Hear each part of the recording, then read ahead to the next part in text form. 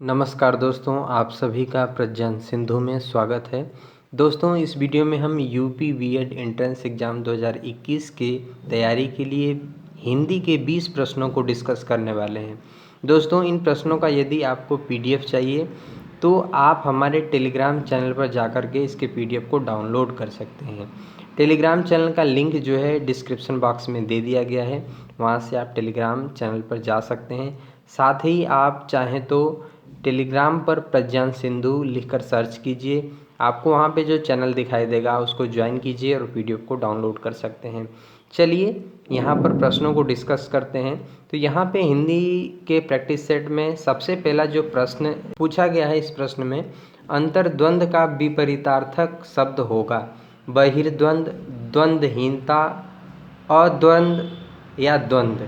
तो यहाँ पे दोस्तों इसका जो सही आंसर होगा वो होगा ऑप्शन ए, यानी कि 1 नंबर बहिर्द्वंद। ठीक है, अंतर्द्वंद का जो विपरीतार्थक शब्द होगा वो होगा बहिर्द्वंद। ठीक है, बढ़ते हैं अगले क्वेश्चन की तरफ। अगले क्वेश्चन में पूछा है अवनी का विपरीतार्थक शब्द होगा।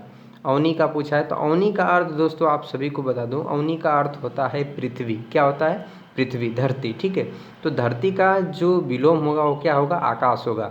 तो यहाँ पे आकाश का जो समानार्थक शब्द है, यहाँ पे आकाश का क्या होगा? अंबर हो जाएगा। ठीक है, आकाश को अंबर भी कहते हैं। तो इसी अवनी धरती, ठीक है, अंबर आकाश, तो इसका जो विपरीतार्थक शब्द होगा वो होगा अंबर, यानी कि ऑप्शन ए, यानी कि 1 नंबर जो आपका सही हो जाएगा। बढ़ते हैं अगले प्रश्न की तरफ।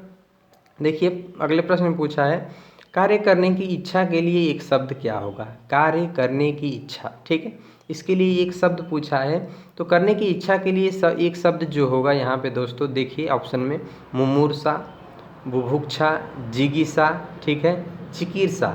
तो यहाँ पे आप सभी को बता दो दोस्तों कि बुभुक्षा का जो अर्थ होता है वो भूख से संबंधित, भूखे व्यक्ति को। तो यहाँ पे ये जिज्ञासा, लेकिन चिकीर्षा, ठीक है, यहाँ पे चिकित्सा शब्द का जो अर्थ होगा यही जो है करने की इच्छा का अर्थ का जो है पर्यायवाची है, यानी कि एक शब्द है। ठीक है, और यहाँ पे मुमूर्षा का अर्थ होता है मोक्ष की इच्छा। ठीक है, तो इस तरह से जो ऑप्शन है आपका ये चिकित्सा, ऑप्शन नंबर डी जो है 4th नंबर है वो आपका सही हो जाएगा। ठीक है, बढ़ते हैं अगले प्रश्न की तरफ।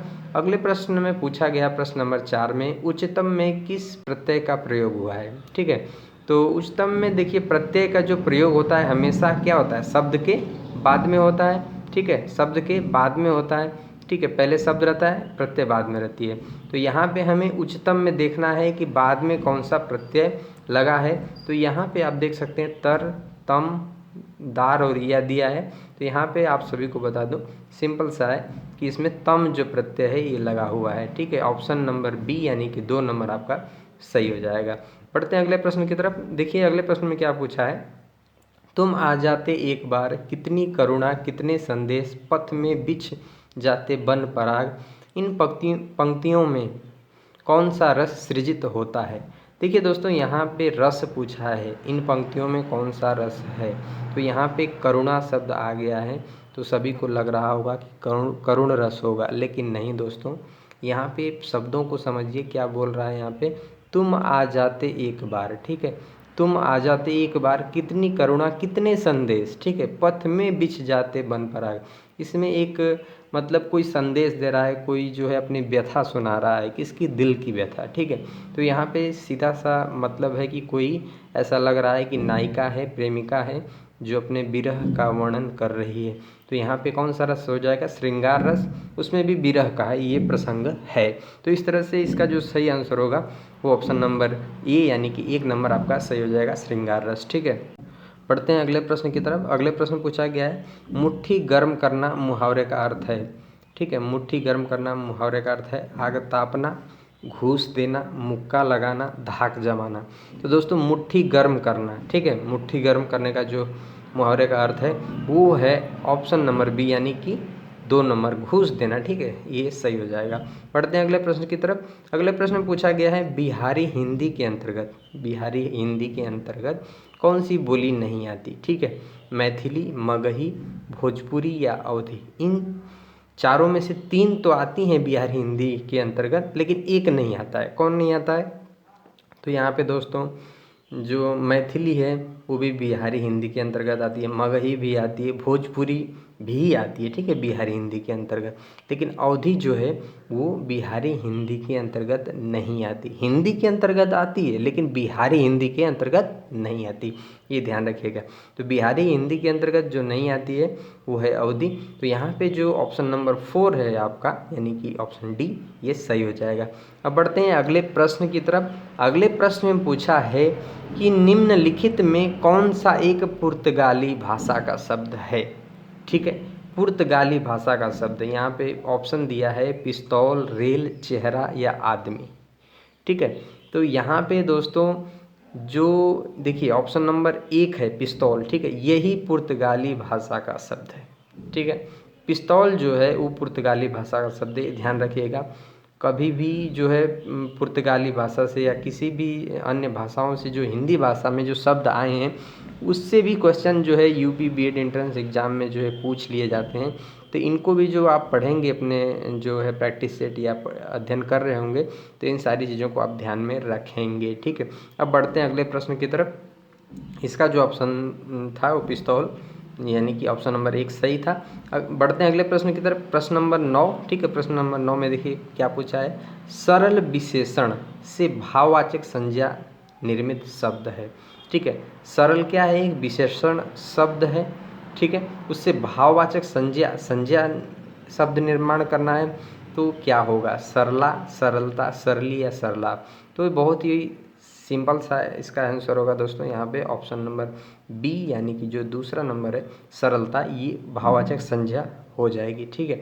अब बढ़ते हैं अगले प्रश्न की तरफ। अगले प्रश्न में पूछा गया है प्रश्न नंबर 10, यह आम मीठा है, इस वाक्य में मीठा कौन सा विशेषण है, ठीक है।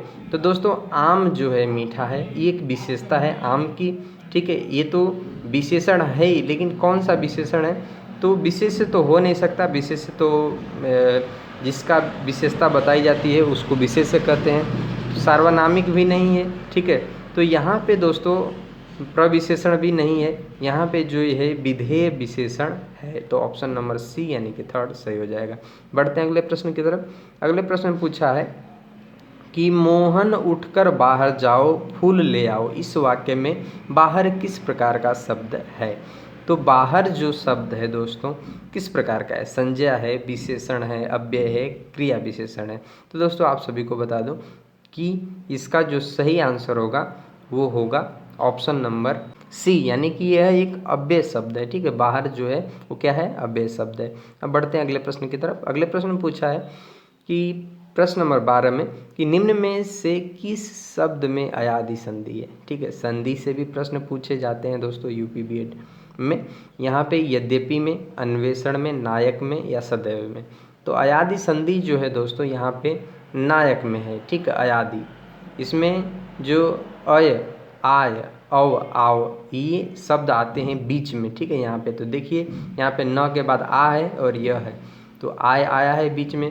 तो इस तरह से यहाँ से इस तरह से हम आसानी से पता लगा सकते हैं कि किसमें अयादि संधि है या नहीं है। तो इसमें अय, आव, आय, आव आदि आते हैं शब्द बीच में, तो यहाँ पे नायक में आय आया हुआ है, तो इस तरह से इसमें अयादि संधि है। तो यहाँ पे जो है ऑप्शन नंबर सी, यानी कि ऑप्शन 3rd जो है आपका सही हो जाएगा। और यद्यपि में कौन सा संधि है, तो इसमें जो है यण संधि है, ठीक है। इसी तरह से अन्य भी संधियां जो है आपको ध्यान। बढ़ते हैं अगले प्रश्न की तरफ।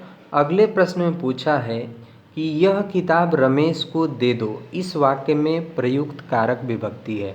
तो दोस्तों यहाँ पे रमेश को दे दो, यहाँ पे देने में जो है को आप देख रहे होंगे ये कारक है, ठीक है। तो यहाँ पे लग रहा है आप सभी को कारक यानी कि कर्म कारक होगा, लेकिन यहाँ पे विभक्ति जो है छिपी हुई है, यहाँ पे के लिए अर्थ आएगा, यानी कि संप्रदान कारक हो जाएगा, ठीक है, संप्रदान के लिए।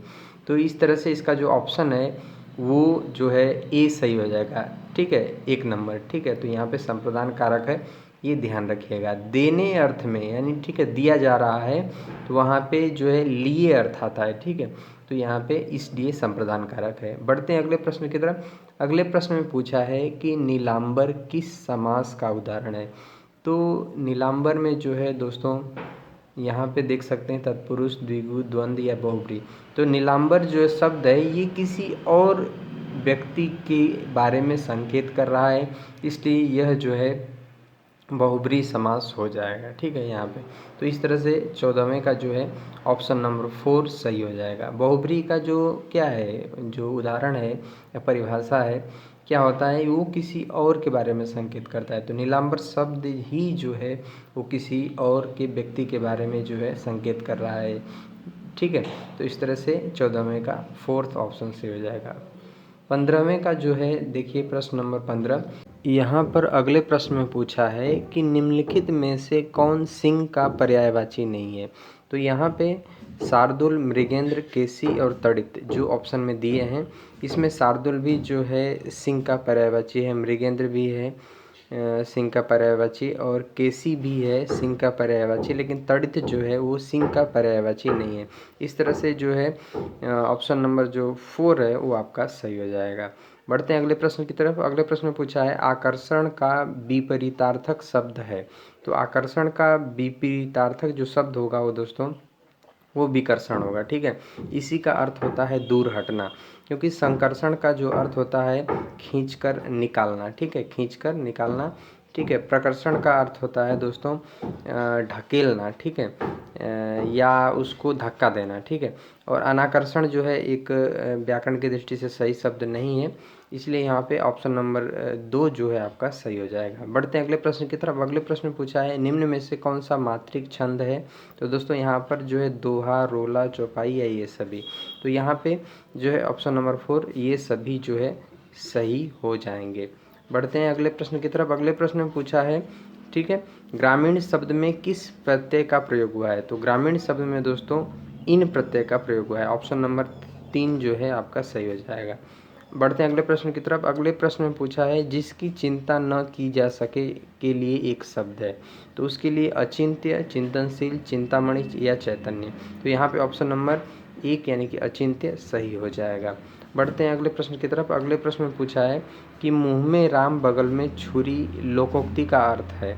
तो दोस्तों यहाँ पे इस प्रश्न का जो सही अर्थ होगा वो होगा ऊपरी मित्रता मन में शत्रुता। ठीक है, मुँह में राम बगल में छुरी, इस लोकोक्ति का अर्थ यही होगा। ऑप्शन नंबर 1 यहाँ पे सही हो जाएगा। तो ये था आप सभी के लिए हिंदी के महत्वपूर्ण प्रश्न जो आप सभी के लिए प्रैक्टिस के लिए थे, और इसका PDF चाहिए तो आप टेलीग्राम पर जाकर के वहाँ से डाउनलोड कर सकते हैं। और आज के वीडियो में दोस्तों इतना ही। वीडियो अच्छा लगा हो तो वीडियो को लाइक कीजिएगा और अपने दोस्तों के साथ ज़रूर शेयर कीजिएगा। धन्यवाद दोस्तों।